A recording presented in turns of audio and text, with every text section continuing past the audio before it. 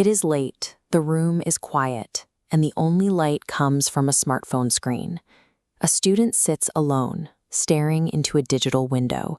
Every swipe delivers a new blast of perfection.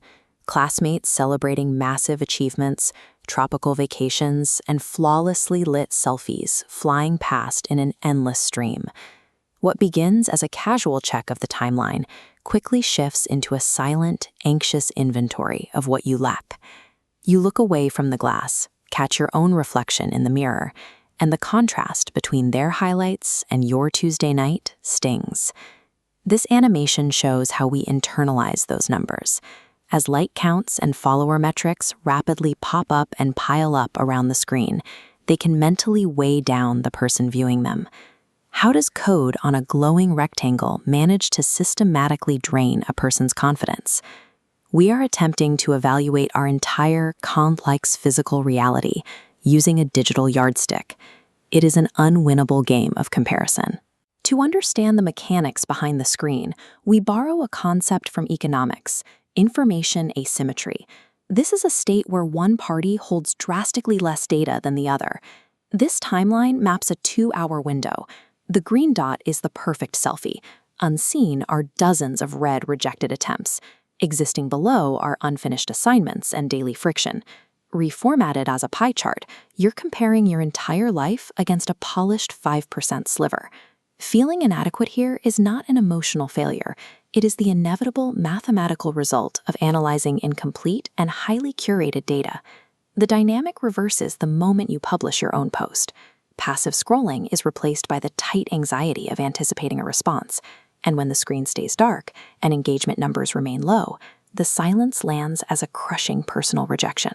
Platform algorithms are intentionally designed to gamify social connection, making these likes and comments feel urgently important to the human brain.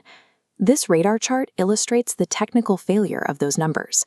If we attempt to plot complex traits like kindness, intelligence, and talent, the data line remains entirely flat, only spiking on a single irrelevant axis labeled engagement metrics. Relying on these broken metrics distorts a young person's perception of their own potential, teaching them to undervalue traits that cannot be easily monetized by an algorithm. A digital number is an engagement metric designed for a software company's profit. It is technically incapable of measuring human worth. Breaking this cycle requires a physical intervention. You have to reject the metrics and cut off the screen's glow. Removing the constant external noise creates the necessary space to evaluate your own progress and appreciate your unique strengths. A practical defense strategy begins with intentional, scheduled breaks from social media. Stepping away resets your baseline expectations for what a normal day actually looks like. Next, actively prune your feed. If an account consistently triggers feelings of inadequacy, unfollow it. You are in control of the data you consume. Biologically and psychologically, every individual develops at a completely different pace.